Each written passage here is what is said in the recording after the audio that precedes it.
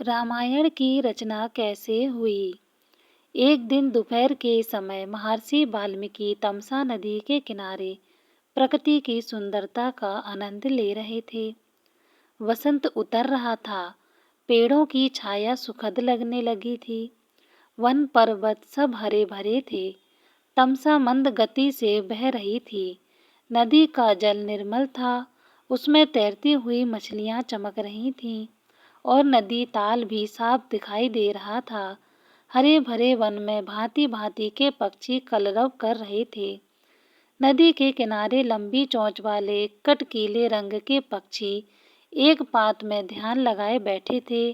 उनमें से कभी कोई तेजी से उड़ता और तीर की तरह पानी में चोंच डुबोकर कुछ पकड़ कर ले जाता। नदी तट की शोभा को देखकर महर्षि वाल्मीकि के मन में अपार हर्ष था। सहसा उनके कान में क्रौंच पक्षी की सुरीली ध्वनि पड़ी। आग उठाई तो देखा क्रौंच पक्षी का एक जोड़ा नदी पर कल्लोल कर रहा है। क्रौंच कभी चोंच से एक दूसरे के पीठ सहलाते, कभी थोड़ा सा उड़कर वे इधर उधर बैठ जाते और फिर पास आकर खेलने लगते। महर्षि वाल्मीकि को ये क्रौंच बड़े प्यारे लग रहे थे। इतने में नर क्रौंच को निषाद का तीर कहीं से आकर लगा और वह गिरकर छटपटाने लगा। पति की यह दशा देखकर क्रौंच बड़ी करुण स्वर में रोने लगी। क्रौंच मिथुन की यह दशा देखकर ऋषि का हृदय करुणा से भर गया। वे शोक सागर में डूब गए। उनके हृदय की करुणा एक श्लोक में फूट पड़ी। मां निषाद प्रतिष्ठां त्वां गमः शाश्वती समा यत क्रौंच मिथुना देक मावधि काम मोहितम। हे निषाद, तू बहुत दिन तक प्रतिष्ठित ना रह सकेगा, क्योंकि तूने क्रौंच के जोड़े में से प्रेम मग्न नर पक्षी को मार डाला है। बड़ी देर तक वाल्मीकि शोक के कारण बेसुध से रहे।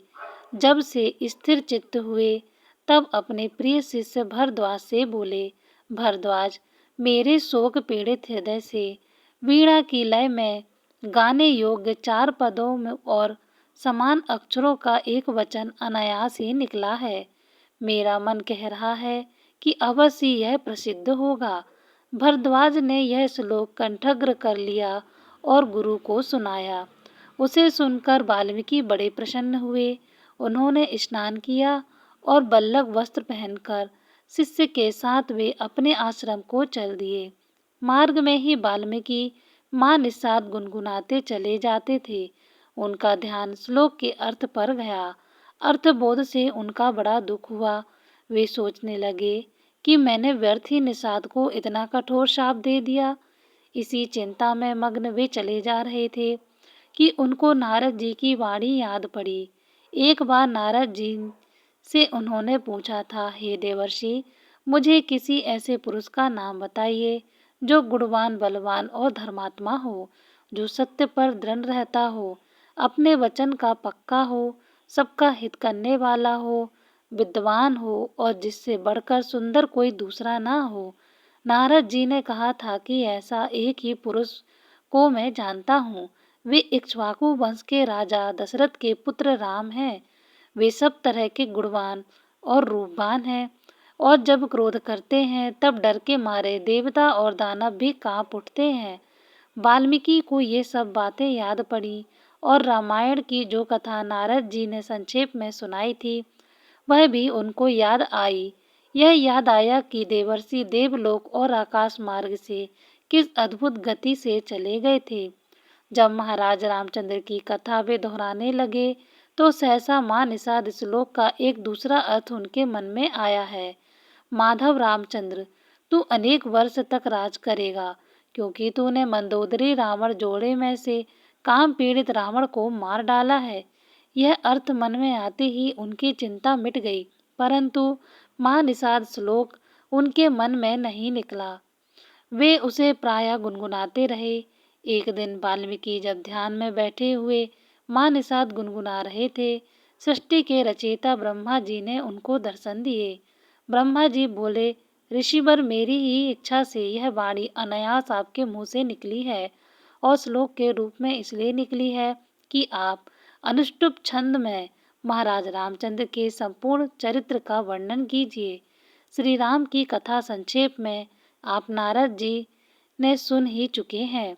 मेरे आशीर्वाद से राम, लक्ष्मण, सीता और राक्षसों का गुप्त अथवा प्रत्यक्ष सब वृत्तांत आपकी आंखों के सामने आ जाएगा। जो आगे होगा वह भी दिखाई पड़ेगा। अतः जो आप लिखेंगे वह यथार्थ और सत्य होगा। इस प्रकार आपकी लिखी हुई रामायण इस लोक में अमर हो जाएगी। इतना कहकर ब्रह्मा जी अंतर्ध्यान हो गए। वाल्मीकि श्लोकों में श्री राम के चरित्र का वर्णन करने लगे। सब श्लोक मधुर और सुंदर थे। उनका अर्थ समझने में भी कोई कठिनाई नहीं होती थी।